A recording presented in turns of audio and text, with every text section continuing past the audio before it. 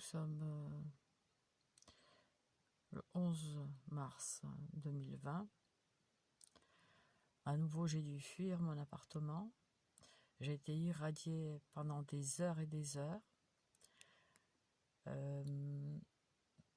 J'ai noté qu'en passant donc par le deuxième étage, bon, j'ai entendu des voix d'hommes au deuxième étage dans l'appartement donc d'une personne qui est impliquée, de toute façon, appartement ouest.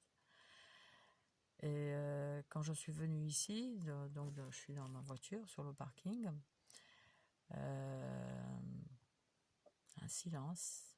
Voilà, les voix se sont tues tout d'un coup. Bon.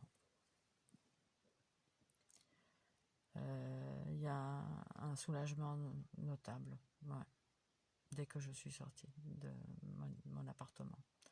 Ça veut dire que les agressions par les agressions, la torture à hurler, par des dispositifs d'attaque et de torture à distance à base de rayonnement électromagnétique, lumineux, thermique, acoustique et que sais-je,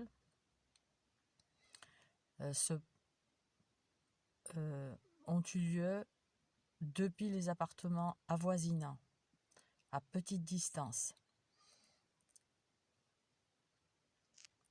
Voilà. À quand votre tour? Il s'agit d'une barbarie en pleine expansion, sans barrage d'aucune loi.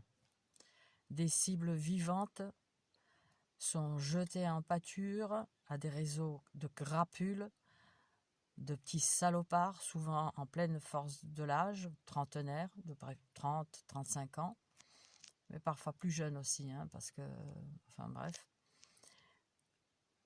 Voilà, ceci probablement, enfin l'une des raisons est de détourner l'attention des réseaux mafieux, de tous ces petits salopards qui peuvent se procurer ces armes à énergie dirigée, ces dispositifs d'attaque à distance, qui sont tout simplement peut-être des téléphones, parce que le Wi-Fi, tout ça, c'est de l'énergie pulsée. L'énergie pulsée, l'énergie dirigée est une nouvelle arme par destination. Donc, ils peuvent agresser de cette manière, en impunité la plus totale.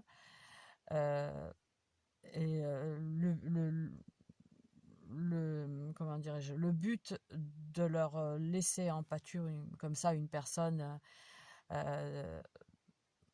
sans défense et qu'ils peuvent torturer comme ils veulent, c'est pour détourner leur attention des cibles militaires, notamment.